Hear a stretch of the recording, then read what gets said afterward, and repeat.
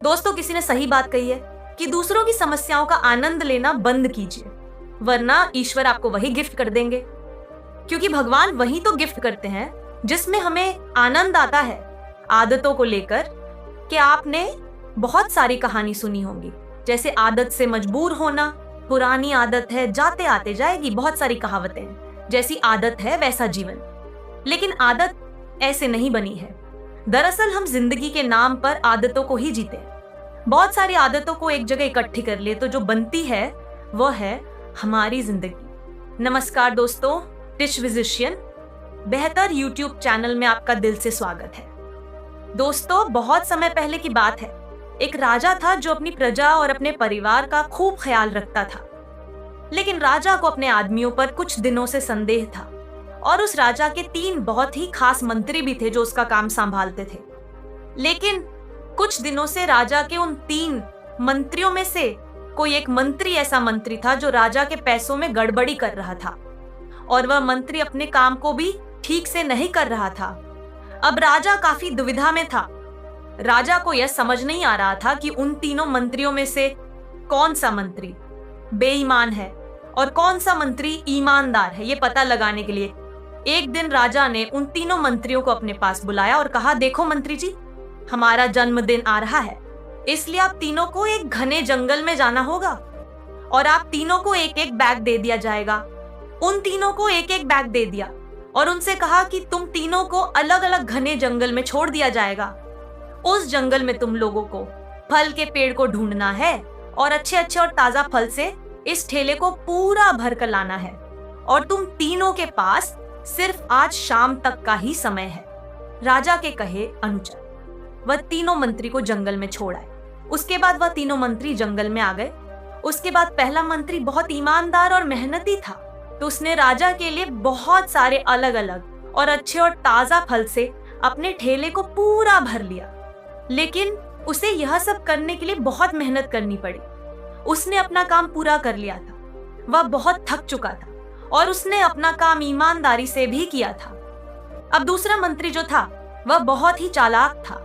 उसने सोचा, राजा के पास इतना समय थोड़ी है कि वह यह सब जांच करे कि मैंने अच्छे फल लाए हैं या खराब। तो बिना ज्यादा मेहनत किए उसे जैसे ही फल जमीन पर पड़े मिले, उसने वह अपने ठेले में रख लिया, बिना यह सोचे कि वह अच्छे हैं या खराब। जो उसे जमीन पर पड़े फल मिले थे वह बहुत ज्यादा खराब थे और वह आराम से पेड़ के नीचे बैठ गया।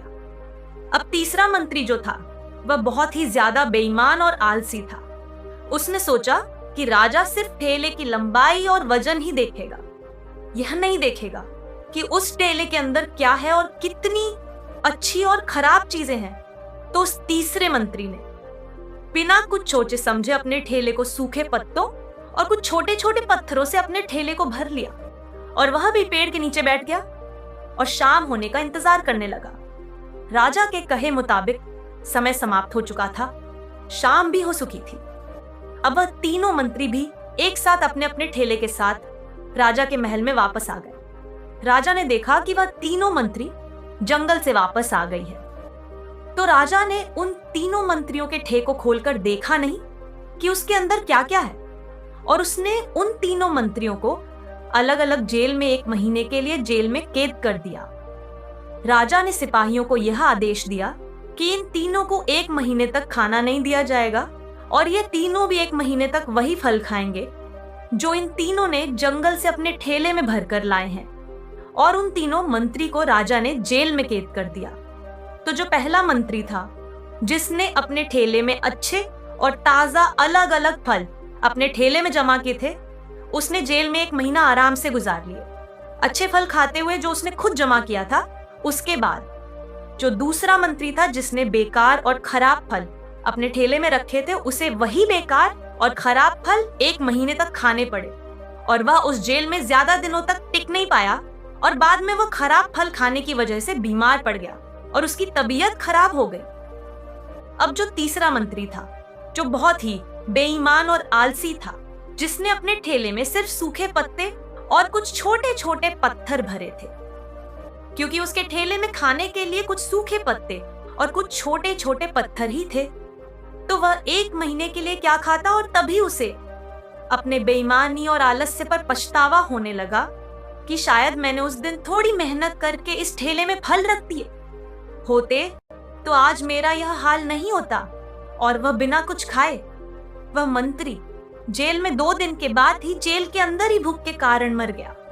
तो दोस्तों, इस कहानी से हमें यह सीख मिलती है कि हम जो आलस और बेईमानी करते हैं, बेईमानी मतलब अपने ही काम में अपना कुछ नहीं करना, अपना मन नहीं लगाना और खाली बैठे रहना, तो उससे आज तो हमें कोई फर्क नहीं पड़ता।